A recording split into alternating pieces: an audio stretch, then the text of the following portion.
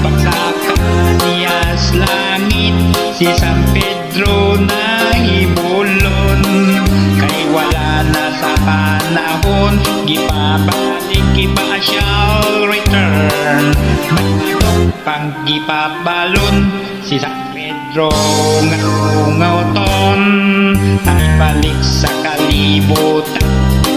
So karon na Esteban, may dalag na hinita, hugis kahibulungan, objekto sa bulangan, si hugis gikaintapan, gibunog giwan taiwan, mga kontraway damanan.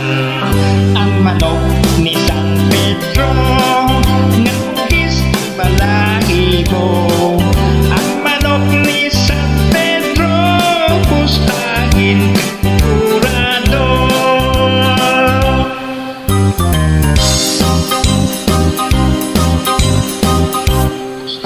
Ang kapos nga Esteban, mikalit kaadunahan, manok yalimahan, sa salapi daw minahan, sa tanan nga soldada di magawi kitoy-an.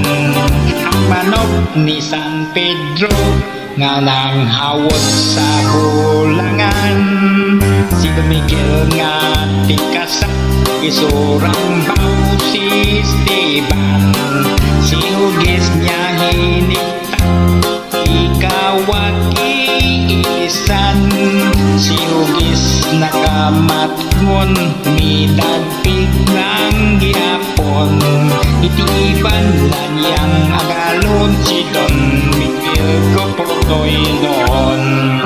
Ang manok ni San Pedro, iuwi